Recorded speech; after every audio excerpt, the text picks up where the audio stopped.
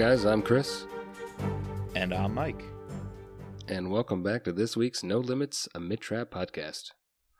So what are you doing this week, Mike? Not much. It was nice to have a 3-day weekend for President's Day. That was a blessing. And I posted a graphic. I posted some fun facts about each of the 4 presidents in the Mitch Rapp universe. I didn't have much for our newcomer. Nice. Yeah, our newcomer, Anthony Cook. But hopefully Enemy at the Gates in a few months will fill in the gaps on that guy. How about you? What's up? I'm pretty good. Had off today because of the snow, the weather.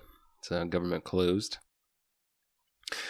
Speaking of weather, it's interesting. Not interesting. It's really sad that everyone in Texas has been having to go through these blackouts and stuff. But every time, I listen to the New York Times daily podcast, and they had on a guy who was talking about the electric grid. And, I think I knew more than this guy because I had already done all the research thanks to Kyle's book. So, Kyle predicted that a grid would go down. Actually, not the grid that go, not the grids that go down but yeah, because Texas is on its own grid. That's why they didn't have enough power. Anyways, I just thought it was interesting that I knew more about this stuff than the New York Times reporter. And Texas, in total power, actually is up and running a little bit better than the rest of the country because they are so isolated. Right, because they're on the grid. Yeah. This is the flip. They get hit, and the rest of the country is set. Global warming, man. I posted our episode 21 and 25, which were our 2 research episodes about the U.S. power grid. So hopefully a couple of listeners out there will revisit those in light of recent events. Amateurs doing research, what they can on the power grid, but you find some really quite scary stuff, even if you just scratch the surface. Michael Barbaro was like, wow, it's amazing how susceptible our power grid is. And it's like, yeah, if you've been listening to Kyle Mills for the past year, you would have known. Have you met Mitch Rapp? Exactly. Well, we are the Mitch Rapp podcast. And if you like what's coming to you, please help us out. You can subscribe, rate, and review on any podcasting platform, but Apple Podcast helps the most. If you can open that app, the podcast app is automatically on every iPhone. So if you could just open it up, click 5 stars for us, write a little review about what you enjoy about the show, it would mean a lot. It helps us get recognized and spreads the word. So thank you very much. Speaking of our listeners, we got another shout out to give. He got a shout out for Consent to Kill about a month ago. Stephen Hendricks. Stephen Hendricks on Facebook. He's plowing through these books, man. Plowing through books. Every week he puts up maybe 2 or 3 different thriller drink pairings. And so I asked, hey, what do you think for Act of Treason? We got a good one, Chris. Seagram's Extra Dry Gin. That blue and yellow label kind of matches with the blue and yellow flag. Yeah, he matches the cover, yeah. With the stars on Act of Treason. So I can go for a Tom Collins. See, I could see Mark Ross or Stu Garrett drinking that, Absolutely. Sipping on a Negroni. Sounds about right. Yep. So what are we covering today, Chris? Let's get into it. Right. So today we're going to be wrapping up Act of Treason, Part 2, going deep into the second half of the book, giving you our final ratings, covers, and title discussion, as well as our winners and losers. So before we dove into the second half, I just wanted to address, last week our theme was the devil in the details. And I think that you can see that continues throughout the rest of this book. This book is very detail-oriented. It's like these minute little things that help really help Mitch uncover, what's going on here. And this book, as I was rereading it, I realized that this book is very similar to The Third Option in the sense that we're getting a spy novel. We're going back to being a spy novel. We have very short scenes of action. We have, the capture of Gazich. We have some action at the end of the book. Really, it's just Mitch trying to figure out a mystery, who the hell killed the president's wife. In the beginning, he doesn't even think that the president, he thinks the president's wife was an accident, but no, that was actually, what their cause was. And so I think that theme definitely sticks throughout. And then the second theme that sort of pops up, which this relates directly to our tagline at the end of every podcast, just let Mitch be Mitch. And this theme of, do you trust Mitch? And specifically, does Irene trust Mitch? And actually, does the CIA trust Mitch? Because everyone is giving him shit about, he got the wrong guy. He tortured this confession. And we're going to see right off the bat, we left last time, Mitch had handed over Gossage. Now we have Agent Brooks, who is in the office, the CIA director, or right outside the office, and is about to get reamed by her bosses. She ends up asking Irene this question, do you trust Mitch? And Irene says yes. And then so she's like, well, I'm not going to tell you anything because you just got to let Mitch do his thing. And I think this was, I don't know, very interesting to me, or, showed me that you have people that really do trust Mitch in the field. Especially like this brand new person who thinks he should be committed to a psych ward, but she doesn't even like him that much. With her, no, I know she doesn't even like him, but she trusts him. Yeah, and we know Irene trusts him. Yeah, and there's this one other character in the room, Jose Juarez, who I think we just met, right? He's the director. Yeah, he's a new character of the clandestine service, and so he's of operations, and he's their boss, and he's Brooks's boss, and he's reaming her, saying, "Tell us what you know about Mitch. Where'd he go? Are you assisting him? Because that's treason." And he's really trying to pin it to her. He's secretly pissed off at Mitch for ignoring orders. He's mad at Brooks for, apparently it seems, following orders from Mitch, even though he's not in her line of command at all. But she convinces Kennedy, and Kennedy wants to go easier on her and say, I trust Mitch, and that's what's going to ultimately let him, like you said, put the pieces of the puzzle together. So, yeah, trusting Mitch is a necessary component of the game. Speaking of chain of command, where do you think Mitch falls on the chain of command? Is it just him, then Irene, and then off like a little bubble? If you were looking at the CIA org chart, because he's been outed, so he's officially they know that he's he's not black or black black ops. What's his actual is title? Is it just him, he's Irene, and then him? Oh, he's assigned to like the Middle East desk. Yeah, Southwest Asian Affairs. I don't know. Would that be a top position, like number 2 or 3? Probably not, right? He just gets a salary, but he gets to do whatever he wants to do. Well, maybe that was probably the agreement. We're going to give you a title, kind of pretend you have an office job, but secretly everybody's going to be you do whatever aware of you going out and doing what you have to do. And, who's going to be Rapp's boss? Like, you could put somebody on the org chart. It doesn't even matter. Kennedy, right. She's the only one. He doesn't even take orders from her. She's the only one he trusts enough and thinks is competent enough to actually listen to. But that doesn't mean he's necessarily going to follow her orders. He very often doesn't. So is anybody really Mitch's boss? No. I mean, even in the future, when you have like Mike Nash, who is, I guess, below Mitch, and then immediately gets elevated to being above Mitch. Yeah. He tries to act like Mitch's boss, but Mitch is like, no, that's not going to fly.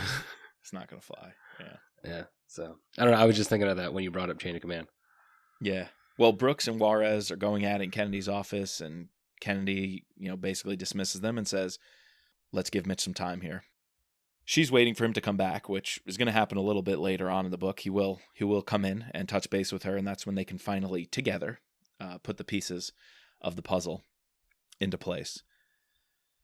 But we also, in the meantime, have a lot going on with Stu Garrett, who nobody likes, and he is squirrely as usual. Not. I feel like there's not too much else going on that was different from the first half. We know he's in bed with this banker from Switzerland, Spire, and this guy, Cy Green, who's hiding out. He's not allowed in the U.S. He definitely has, some warrants against him, and he wants his pardon. And Stu's promising him, "You'll get the pardon. I'll get Ross to convince Hayes. You'll get the pardon, and if the transition happens, which is now only a few days away, we'll convince Alexander to give it to you, so no worries. But just more evidence that he and Ross, Stu Garrett and Ross, were in on this hit and were part of the explosion on the motorcade. So it's not much there going on, is there? No. It's there's going to be a lot. So we mentioned last time how we got these extended chapters multiple chapters where we stayed with a single character, specifically Rapp. But you can definitely see in the second half of this book, we very quickly transitioned back to a very Flynnian style of being, boom, we go one chapter Mitch, one chapter Irene, one chapter, the Stu Garrett, Mark Ross plot. Yep.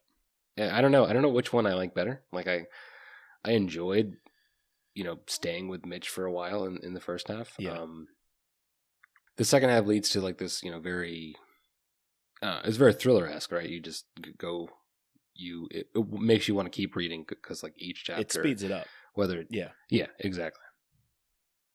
Yeah. I mean, well, let's get to it then, because the book does start ramping up once Rapp takes things into his own hands and he's back on U.S. soil to start investigating what happened here. So he turned in Gazich, who was the assassin, and Gazich had told him, I was given a phone call that said minutes before I detonate the bomb, hit the second limo. So now Rapp's got to figure out, well, why the second limo? Why did Gazich lie to me? I got to go track down these leads. He's also going to bring into the fold Marcus Dumond. We find out that it's pretty cool. Rapp had a house in Columbia Heights that no one else knew about. Yeah, that was a cool chapter. Yeah, he hides out there. An investment property his father bought when he was a kid before he passed. And he remembered like cleaning up this house and taking care of it. And similarly, not far from that house in Columbia Heights is a coffee bar, Cafe Wired. And turns out that's where Dumond's command center is. Is that a real... Have you ever been to a Cafe Wired, Mike? Haven't heard of it. Nope. He says there's three of them. Yeah, it's a made-up place. Yeah. But Dumond's hiding out there. He's got an apartment up above. He's got his computer system down below. And they start hacking into... Well, I think before they start hacking into the bank accounts. And the phone records.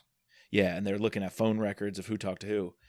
I really like this. Thinking of disinformation campaigns and the role that's played in, well, our last couple of elections.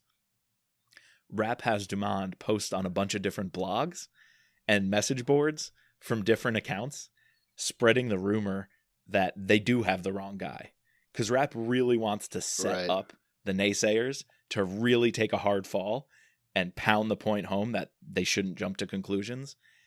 And so Marcus is actually the first one to start spreading. They have the wrong guy. Mitch Rapp might have tortured him. Why'd he shoot him 4 times? And Marcus made fake accounts to comment on his own blogs saying, yeah, I work at the State Department. I heard this too. And I mean, something the Russians could have been doing. It's the beginning of the bots. It's the beginning of the bots. Yep. The trolls. Marcus is a troll. He's trolling America. And then, yeah, they end up with the bank manager, and they realize there's a bank manager who Decus, which was the assassin, was holding a lot of money, and they found a key to a lockbox at this bank in Geneva. And this was pretty cool how they send in Hackett and Wicker, don't you think, to go force open this lockbox at the bank? Yeah, it's very spy-y, and it's like there's going to be 2 men that are going to be showing in like a second, and then you're going to let them in. You're going to let them into this safety deposit box.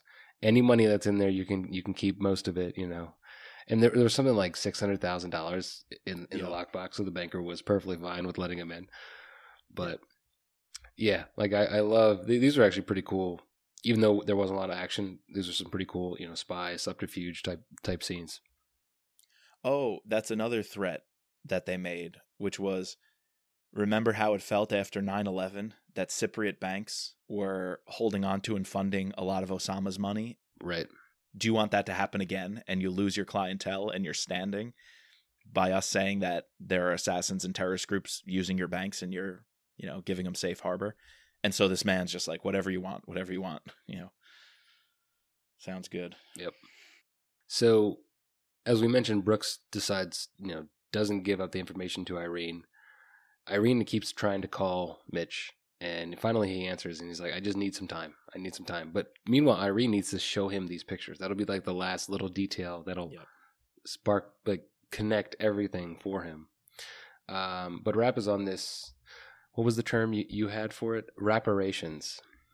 So he's gone to Marcus. He's gotten information from the banker. Now he's going to go on a series of different stops in order to gain more information to find out who the hell is involved with this, right? So he calls Warch, finds out where Rivera is. I like that little, he called in the fake bomb scare to Jack Warch. That was funny. Then one of the coolest things I think in this book is the karate studio where Mitch shows up. Rivera's like, I don't know, I guess she has some trauma because she lost a protectee and her job is failing. But the whole scene where he's like this, first of all, she throws him on the ground on his gun, which could have I feel like that could have gone off, right? Because he keeps it loaded. Yeah. He keeps it loaded and with one in the chamber. So, I mean, I'm not a gun expert, but I just imagine that if you fall at it weird, it could misfire. Sure. And then he decides, he asks the sensei to give him I forget what it's called, but give him the robe, in order to the robe. Yes, and the description that Flynn gives of how he's counter-checking her moves, and he knows exactly what she's going to do, and he sees her go, adjust her weight, and she knows that, okay, she thinks I'm going to do this, and so I'm therefore going to counter by doing that. That was, I don't know, I really enjoyed reading that whole sequence of hand-to-hand combat movements. Yeah. And I liked, like you said, the detail was not only in the fighting maneuvers, but also the ambiance and the experience of entering a dojo. Yes. I thought, I don't know where he got it from. Maybe he has some martial arts history, but Flynn created this visual scene that was so vivid. And I almost felt like with zero martial arts, fat dude, me, would walk into a dojo. I felt like I would know what to do. Like, that's how detailed it was. I would bow down to this person, and I'd, he doesn't want to bring in his coffee. I think he ordered a coffee, but make sure to throw it out because it's disrespectful to bring in food to someone else's dojo. Exactly. And I was like, all these little details, like you could pretend you're actually in this world. It's pretty cool. Yes. No, yeah. I could envision myself in that dojo watching this fight go on. Yeah. But after that happens, he obviously chokes out Rivera. She realizes that even though she doesn't say he's the better fighter, she thinks that she's going to be able to get him next time. They go to a cafe, and she informs him that she didn't shuffle the limos, which is something that he thought they had done. So this is the first tick, oh, well, maybe Gaza wasn't lying to me, and that they had someone on the inside who maybe wanted to kill the president's wife, right? This is the first time where he starts to think, oh, maybe this wasn't a presidential an attempt at the presidential assassination, but it could have been something else. Yeah. Because the spotter told the assassin, hit the second limo. I just saw them get in the motorcade. And if they shuffled it, well, then it would have been reversed. And Rapp's like, okay, they made a mistake and they hit the president-elect's wife, but whoever hired them wanted the president-elect's wife out of the picture. And he's starting to say, who the heck could that be? That does not sound like the terrorist groups I'm used to hunting, your normal Al-Qaeda terrorist groups. And so he has one last ace in the hole, I guess you would say, or one last lead to chase down, which was the Belarusian, the guy he took back to the States from Limassol and disappeared. He's in speaking of details and vibrant scenes, it's pretty cool. We see where the whole Baltimore scene? SEAL demolition company is operating in Baltimore. Yeah. Like an empty hangar. And Scott brought in I love how they describe the desks are surplus government furniture, from a regular government office. Yeah. And Coleman got it on the cheap for his business. So Coleman has a whole complex. This book is shorter, but it doesn't lack for detail. No. I feel like in some senses, the scenes are a little bit more detailed, yet it's not long-windy, It's very interesting in that way. Yeah, it definitely packs a punch. Well, we're in the basement of this bunker where Coleman operates out of, and they've got the Belarusian. And Rapp, he's got his methods to interrogate. I like this. He plays a little cat and mouse game where he says to the guy, "Hey, you wanna be my friend, right?" He goes, "Yes, anything. I work for a fellow intelligence service." And he goes, "Okay, well, you're sure you work for the KGB?" "Yes." "And you were born in Moscow?" "Yes." "And you're Russian?" "Yeah." "And you really want to be my friend? Then why the fuck do you keep lying to me?" And he calls him by his actual name. And he tells him, "I know you're Belarusian. I know you work with the Belarusian KGB, and you're not actually, the real KGB. So why are you lying?" And the guy keeps protesting and fighting. And finally, Rapp says, quote, "If you want to keep lying to me, we'll do it the hard way, which means I'm going to have to string you up by your ankles and play baseball with your nuts." That was funny. Once Rapp shows him he's pretty serious, this guy starts talking, and he says, "My boss is the Belarusian mob. They were hired by somebody. I don't know who they are." And Rapp goes, "Well, why would the Belarusian mob take money from, the Muslims?" And the guy's like, "Oh, fuck no. We hate them. My crime organization and syndicate would never take money from them or do business with them." And he goes, "Then why did your boss take out a hit on the motorcade?" And the guy's like, "We would never do something so stupid. And we wouldn't especially do it for a terrorist group." And so now Rapp trusts he trusts this is good information. And he's like, what the hell? Who wanted this motorcade hit in this way if it wasn't a traditional terrorist group? The final piece is when he goes back to Kennedy. Kennedy says, "There's something I got to show you." And it's the pictures of the affair. And now they start thinking, somebody in the campaign thought sympathy points would play well in the media and gain brownie points. And that's exactly what happened. They won the election because of it. On top of getting rid of a problem that they had, like on top of they don't have to expose the scandal with a Secret Service agent, which would have definitely put them in the hole and probably damaged a lot of reputations. Yeah. But the last thing Kennedy says to Rapp is, "Hey, get Marcus to start looking into everything we know about Stu Garrett." And Rapp's like, "Stu? He's just some loser. What's he capable of?" And I like this from Kennedy. She goes, "Yeah, Mitch, yeah. There are some things you just don't know about Stu. He's capable of almost anything." And I'm like, oh my God, that means Rapp really didn't know the events of term limits. What went on in term limits. Yeah, he doesn't know Scott's past.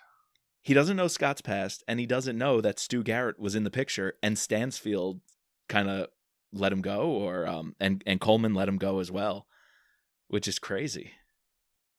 Yeah, if that's a nod, if you haven't read term limits, the line sort of, it means nothing. But if you have read term limits, I was like, wow, that's one, you're acknowledging term limits, and second off, it was kind of like, wow, Mitch really doesn't, like, Coleman hasn't told him, like, what the hell happened, like the whole plot he did he killed like a couple senators and a congressman.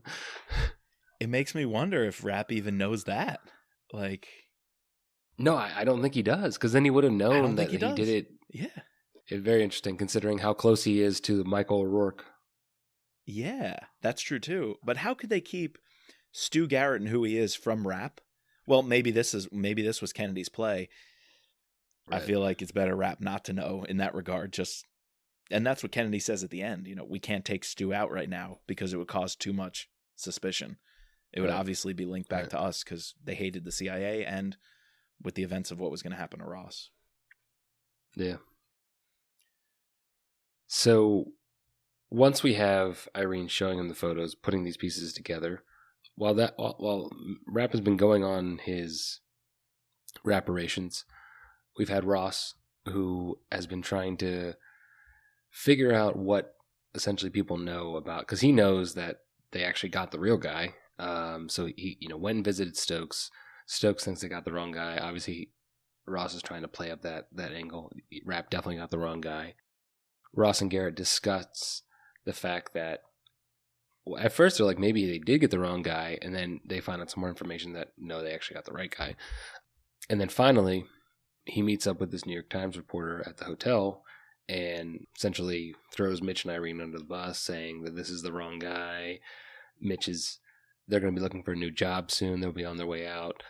And this sort of New York Times story leads us into this very, very cool scene where, well, one, the reporter calls Mitch. Mitch tells him to go fuck himself. Well, he actually second, says, he hangs up on him saying, "Fuck you very much." I like that line. Exactly. We have this whole, after Irene has been at the story comes out, Irene's at Langley. She has this argument with her top three, internal strife about this article. People like Juarez, know that Mitch is fine. People like I forget their names, but these other two top division people, they think Rapp has gone overboard this time. But the problem is they don't know all the information. Like Kennedy has that flash drive that shows that Gazic is a Bosnian, war criminal, and that he's not a good dude, and that obviously Mitch had to take him out while he got the chance. And then this leads to the press conference where she calls for a press conference with the president, or the president calls for a press conference with Irene. Garrett and Ross think that this means the president's going to get rid of him. So they're watching, sipping their martinis in the hotel. Hayes gets up. We get one final scene with Hayes where he gets up, commends Irene, hands it over to her. She then proceeds to do this whole PowerPoint presentation explaining why Gazic is the guy and, what sort of information they have about him, and drops the ball that this was Listen to all the details, though, she gives. Like, devil in the details, the puzzle is finally together, and Kennedy presents it in just a brilliant way in this package in front of the White House press corps. And one of the reporters tries asking her questions, and she goes, "Look at the quality of the evidence. It's all here." She's got the recording at Starbucks of the man in the red hat. They've got a Secret Service agent on record saying, "I saw a man in a red hat." They have this Alexander Dekis entering the country under an alias and a different name, footage of him at JFK. And they have a recorded confession of him saying, "I picked up the van on this day. I drove the van here to here. I went behind this tree." And she goes, "We have an intelligence operative in the field who went there and said this is exactly how he would have done it, exactly as this guy said on tape." And she just presents this clear-cut case in a really convincing way. And I love watching Stu and Ross shit bricks in their hotel room, and just the life drains out of them. But thinking of the details, there's one other thing Kennedy does in the press conference, and this is the advice of Rapp. Rapp tells her, "Hey, by the way, when you're up there, say that we have a couple of other leads to who paid these guys and who hired the assassin, and we're currently tracking them down. Right. And say, we can't discuss any more, but we have the financials and we know the bank accounts where the money has come from, and we're tracking down who was responsible for hiring him." They didn't really know all of that yet, but it was the gamble. And Kennedy says that, and Rapp's like, "Hey, sound really convincing when you do it." And that makes Ross and Garrett like, "Oh my God, is this going to be connected back to us?" But you wanted them to make a misstep. Yeah, you wanted them to make a misstep, and they do. That triggers Stu to, in just a few hours, scramble and get on a plane to Geneva to go talk to the bankers and try to, hush them. And it's that move when Marcus flags Stu's passport that Rapp goes, "That little bastard." He gets the boys together, gets the team, and hightails it out to Geneva. And this is probably our last action scene. Not too much action, but it's like the denouement of the action. Yeah, because we got one last piece from Rivera that it was actually Garrett who told her to, one, the first lady wanted the agent cash, and two, that they were going to take separate limos. So at the very last minute, they were already sort of tracking Garrett, like, that's suspicious. And then as soon as he is flagged going to Geneva, and then look at the phone records, they put it all together. Yeah, and we get, some pretty rapid scenes here in Switzerland where they meet up, all four of them, in a very fancy restaurant. I just thought, and then they are openly talking about everything. I did not see this as plausible. I didn't see it as plausible. I felt the same way. I was like, how maybe are they in like a back room? They were literally in the dining room. In the dining room. There was even a line that was like, other customers heard them arguing and were leaning in and like, what are these crazy people making a scene over here? Would these four guys, including the campaign manager of a presidential election, just be in the open having this conversation. So weird. Along with like the mobster too. The mobster was there as well. Yeah.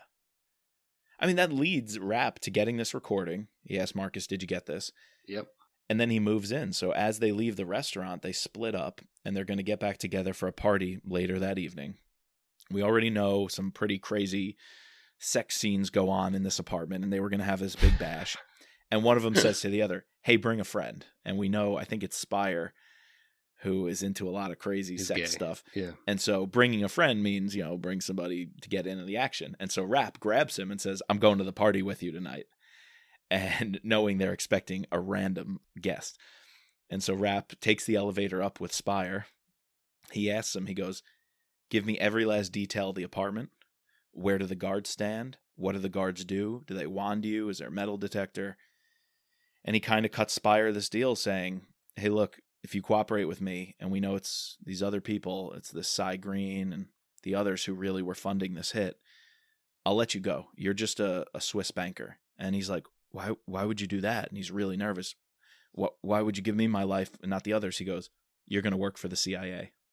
He's recruiting. This is some old school like CIA recruitment. Yep. And he says, great. "When we need you, you got to give up your list of people who bank with you, account information." And so even these super secure Geneva banks, which are the hardest to crack, Mitch just got a guy on the inside because he let him live. And he's going to watch Mitch kill the 4 other guys, the 2 at the party, Cy Green, the 2 bodyguards, and the 2 at the party, including Cy Green. There was even a line where Spire was like, "What do I get out of it?" And Mitch was like, "You get to live." You get to live. Which, if we get to the Oval Office, is not the same for Mark Ross. No. And oh my God, this scene. Mm-hmm. So I was talking to you before about the 2 scenes that I remembered from this book. The 2 scenes that I had remembered, not specifically from this book, but just remembered in the Rapp universe, was the explosion on the motorcade and Irene getting her first like kill on book or on page. This was some pretty crazy stuff. I love this scene. She comes in the previous chapters before Mitch goes off to Geneva. She asks for she wants some sort of file on Ross, his medical file. And she had kind of had a feeling already that he had this problem. And with Juarez's help, she's able to have these 2 medicines, that one to aggravate him and the other one, well, one's to mask it and the other one is to actually kill him because he has this heart problem. And I don't know, just the writing, and in fact, she has the coffee, her hand lingers over the top of his, and you're like, why did he write that? And then I can just imagine reading it for the first time, remembering reading it for the first time, and be like, holy shit, Irene just killed this dude. Yep. And I think Rapp even has that same. Yep. Rapp, same thing. Holy shit, Irene, you just killed somebody. He's like, "Are you okay? Are you dealing with this well?" I know. Because he probably knows what it's like for people in their first kill and how they could become a wreck. Sure. He's probably trained in so many people. He's like, "Irene, are you all right?" She's like, "I'm fine. Yeah, I'm good." She's like, I did what I had to do. End of story. She explains it away that it's no different than me telling you to kill somebody. Is one person removed, and be like, go kill this person. So I do think she's probably. I mean, fucking Ross was a piece of shit. So I can kind of see Irene not giving a shit, and not but You're right. She's also my killed girl. by proxy. She's my girl. She knows her hands are not clean because of how many times she's killed by proxy by giving orders. So she's tough as nails, man. What do you think about this camera in the Oval Office? There was a little detail where, to further insulate Kennedy, she would do this so clandestinely no one would see it, that she actually wanted the video footage in the Oval Office to prove there was no foul play, that he was just sitting in a chair drinking coffee and he goes down. They say there's a camera 24/7 recording the Oval Office just in case. You think that's true? That only gets turned off if the president asks it to get turned off? Yeah, I don't know. It sounds sketchy. I mean, doesn't everything get recorded in there too? I guess so. Yeah, I guess it's all taped. I didn't think video recorded, but I guess so. I don't know. I wonder where it is. I thought it was. Vince wrote I thought it was kind of ballsy. Yeah, I thought it was kind of ballsy, like letting Warch and Rivera in on it, but obviously they didn't care. No, but that was also one other detail. Warch doesn't care because he's all in with Mitch and Irene. Rivera, though, well, she's really pissed, right, at the Secret Service, but they also needed to check the logs. This was devil in the details. This was another key. Rivera, they needed to go through the logs because Mitch wanted to know, who did Ross and Stu meet with? And the night before it was published, they met with the New York Times journalist. Right. And so that gave even more fuel to the belief that Ross was the leak, and he was the one setting up Rapp and Kennedy to take the hit and lying about them. And Rivera also plants Viagra, which in Ross's like travel bag, which was also laced. It was laced inside the one of the drugs, and it all it means to not have his body. His wife would find that and be like, "What the hell is he using Viagra for?" I don't need them to find that in the toxicology report. So we're not going to do an autopsy type thing. It was a perfectly planned assassination. For this book, lacking a lot of action, it makes up for it with its amazing spycraft and the puzzle, the whodunit kind of puzzle and little details. Everything has a payoff. I mean, that's the book. And I just wonder, how do you feel, Chris, about this book in the end? Because I don't know if I would call it a typical Rapp book in terms of him kicking ass and taking names. How would you categorize this? We see a lot more Rapp as the thinker in this book, putting together pieces, trying to figure out a mystery almost. Obviously, he has his action scene in the beginning and his kills at the end of the book. But yeah, I just feel like we have a lot more of, he's going from this place to this person and squeezing this guy and using subterfuge, using, some sort of clandestine method to, he freaking turns a guy like mid chapter, gets some guy to be a CIA spy. That was awesome. He's like, yeah, you're going to work for the CIA now. Especially I love the show Homeland. And that just made me think of everything that Carrie did in that show. Yeah. But yeah, no, I would agree with you. This is not a typical Rapp book in terms of, I mean, I guess he's chasing down things in Memorial Day, but that's like a bomb. This is because that's chasing down, typically it's chasing down like a plot to save something. Mm-hmm. In this case, the person got killed, and now we're trying to find out who killed him. Yeah. He's more of a detective. Yeah. This book could almost be a Skip McMahon spinoff with Skip doing sure, everything. I could see Skip being that person. Absolutely. Skip could have been Mitch in this novel. And I would actually say that's part of the weakness of this storyline was there was some combative, the FBI wasn't doing good enough and they were missing things and their investigation was overlooking key details. I'm like, yeah, but we know Skip don't play. Skip don't act that way. That's out of character. It was out of character. Yeah, so the fact that I think the whole thing, they got into the thing about the red hat guy, and then they were like, he doesn't exist, but yet Rapp has him on camera, so wouldn't he just give that picture on camera? I don't know. I was confused with that, and I just felt like Skip ignoring that was very out of character for him. Same. But I guess you gotta have something. I don't know. Yeah, I felt the same way with a few details like that. But speaking of what you said before, all the espionage and how this is more one of those kinds of mystery thrillers and a little less an action thriller, Kennedy nails it. She has a quote, and I'm going to read this. It almost sounds exactly like one of my absolute favorite spy novels, Tinker Tailor Soldier Spy, and the Le Carré Carla trilogy, where Carla, this Russian intelligence operative, is turning MI6 and British intelligence inside out with triple layered subterfuge and misdirection. And look at what Kennedy says here. This book, this 2 or 3 lines from Kennedy here, I think perfectly summarizes what I love most about this book. So she says, quote, "There was spying, there was subterfuge, And then there was espionage. Real old-fashioned espionage, where it wasn't enough to simply steal the enemy's secrets. One had to launch double, triple, and quadruple feints and get them to turn on themselves. Misdirection layered upon misdirection until the enemy couldn't trust their best friend.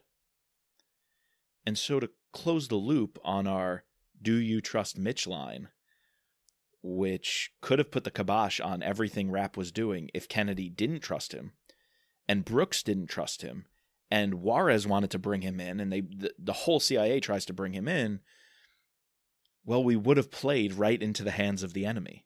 You know, like in Tinker Tailor Soldier Spy, the British were playing into what Carla wanted. They were falling apart and turned inside out. Well, here, the CIA could have been turned inside out, and the whole public opinion was turning against Rapp and saying they got the wrong guy. And I was nervous. Gossage could have walked. Well, he got shot in both knees, so he couldn't have walked physically. Literally, but he could have been scot-free. The Greeks were even going to the State Department saying, he's a Greek national. How dare you take and torture an innocent Greek national? But it was all a fake name, a fake identity. With a new administration coming in 2 days, they could have let the assassin of the president's wife walk if it wasn't for Rapp and what he's doing. That's how turned inside out the country was by Stu Garrett. By Stu fucking Garrett. Yep. You know, hating Garrett made its way into my double limerick. Speaking of misdirection and subterfuge, you didn't think you were getting a limerick, but we decided to put the limerick at the end. So I got it for you. Give it to us. You ready for this? I'm ready. There once was a prick named Stu Garrett. So nasty and vile, I couldn't bear it. His plan falls apart. Hitting the motorcade, not smart. This funny business, Rapp and Marcus will air it. Irene executing her first kill. In the Oval Office, what a thrill. An act of treason will be the reason that there's no vice president on the Hill. Because Ross is dead. Yeah. Oh, we forgot to mention, too, Rapp really wants to kill Garrett, but he has to wait a year. And yes, we'll immediately pick up with that storyline in the next book. Oh, we will. I think the payoff for hating Garrett definitely comes full circle with Protect and Defend. Pretty good last line to close out the book. Right after Kennedy kills Ross and Rapp's all amped up. All right, we just got to take Stu. And Kennedy's like, yeah, that would raise too many red flags. You know, the campaign manager and the vice president both dying after this big scandal and this big win for the CIA 2 days before the transition when we knew they hated the CIA.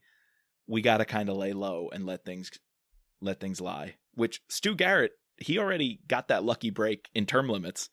He's kind of getting a lucky break again. Kennedy, she goes, Mitch, stay away from him until I say the time is fine. And Mitch goes, fine, but we are going to kill him, aren't we? And the book closes with Kennedy saying, yes, we are. I love that. That was great. I listened to it via audiobook, and George Guidall, sometimes when he does Rapp, he does him as like very giddy, and he's like, fine, but we're gonna kill him, right? Like, you know, let's go. One thing about just also people who listen to the audiobook, I found that even though I didn't like the person who read Term Limits, I thought that they did a way more annoying Stu Garrett than George Guidall, because George Guidall's voice itself just, I feel like, can't be annoying. Yeah.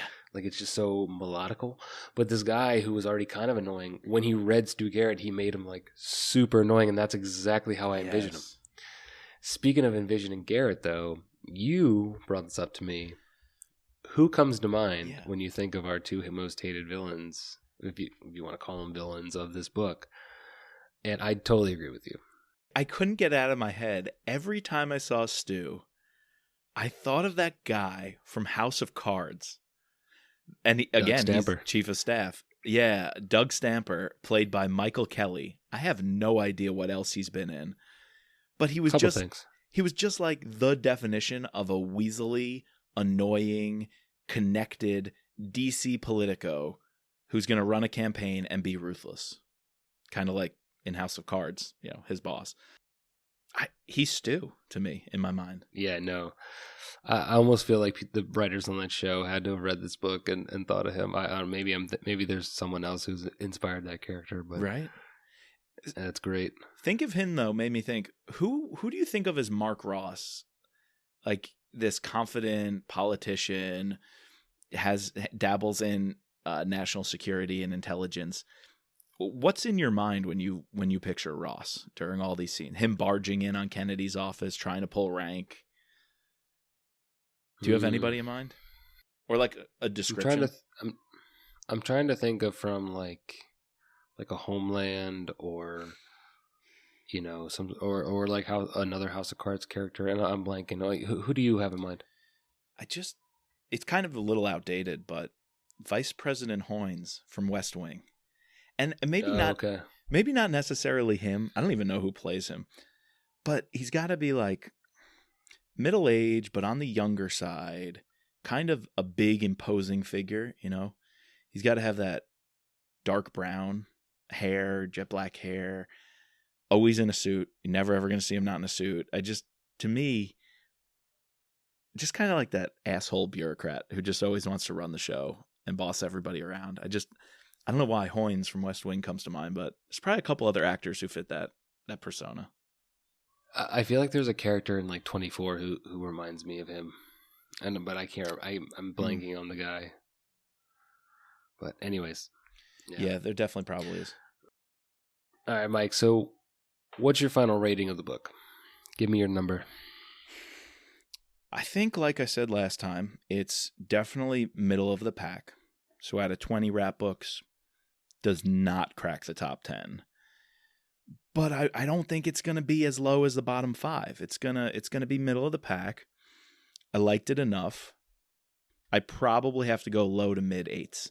I'm going to give it the benefit of an 8.5 because of how well crafted the spy stuff was and the misdirection and that quote by Kennedy I just read. So I'm going to go as high as 8.5, but it's right in that range for me. How about you? All right. Well, we're in agreement. I think it's very good, but it's not, definitely not in my top. It's probably in middle third. That's exactly where, if I had to break all the books into thirds, it's definitely not in the bottom third, but definitely not in the top. So I also gave it an 8.5. Yep. So that's what we got. Well, you know how we like to wrap up talking about the covers. We've got some good ones here. Something a little different. And I figured out, thanks to the help of a listener, cover C. Chris, you know why we've never seen a cover C in print? Or at least me? Why? I've never been to New Zealand. Mika, our listener from New Zealand, you can find her on Twitter at Mika, MEEKA _NZ. She said that is the standard mass market paperback in the Australia-New Zealand region. She said, interesting. Yeah, every time it's on like a shelf in a supermarket or a store, 70% of the times that's the cover you're going to see. Always cover C. So my hunch about being the international line, there it is. Well, if you guys haven't seen on our Instagram or Twitter, the covers, this week we don't have power lines, cover C. But I'm going to do a hot take, and I actually really like cover C this time. It's kind of a cool cover. Not going to disagree. There's no time where Mitch is like, well, Limassol. I guess besides Limassol, but like that's not Limassol. That's like, that might be Seoul. True. Or New York City. But I could see like he's looking out of the city trying to figure out, what the hell is going on. At least like there was some sort of abstract, explanation for this. So I kind of like figure C.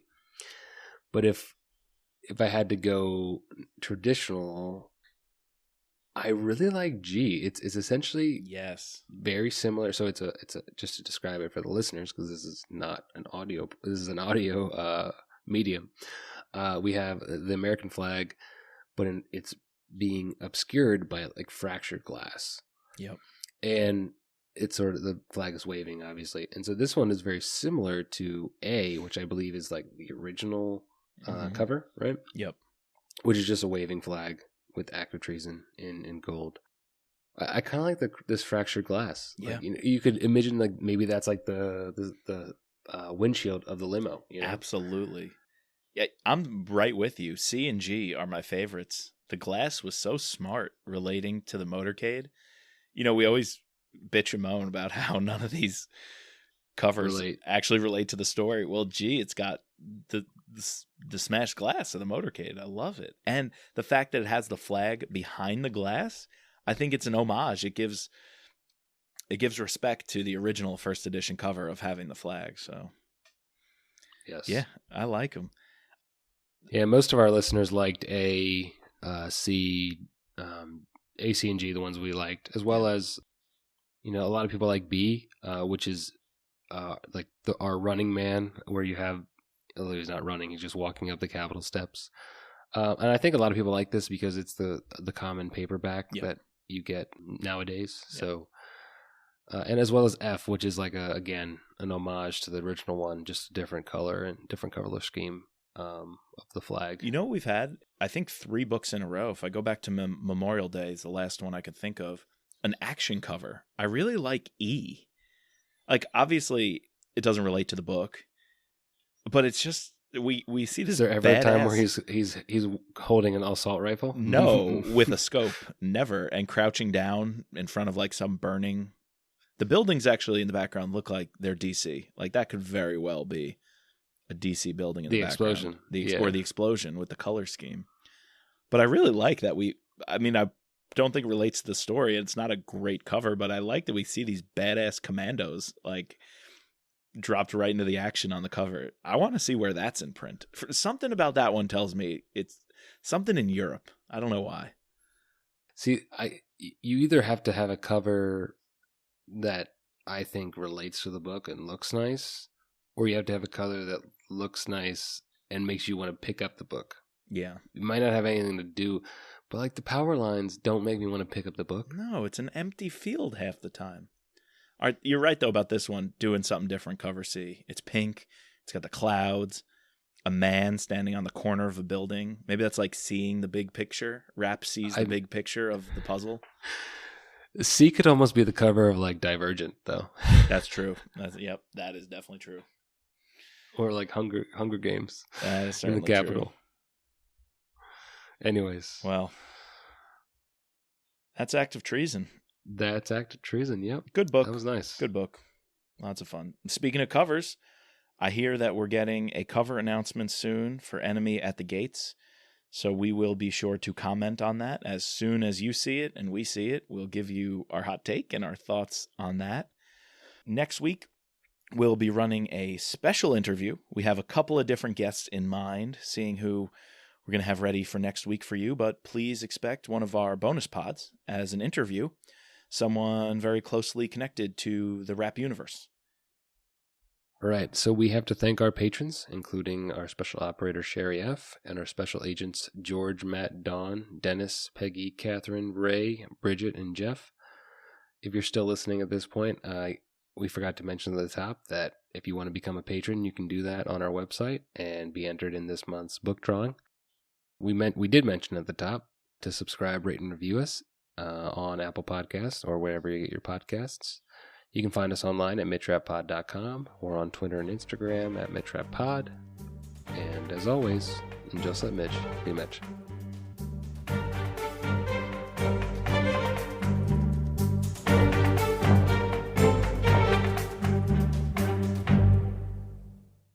Disclaimer, this podcast is not affiliated with Vince Flynn, Kyle Mills, or Simon & Schuster, although we thank them very much for their content.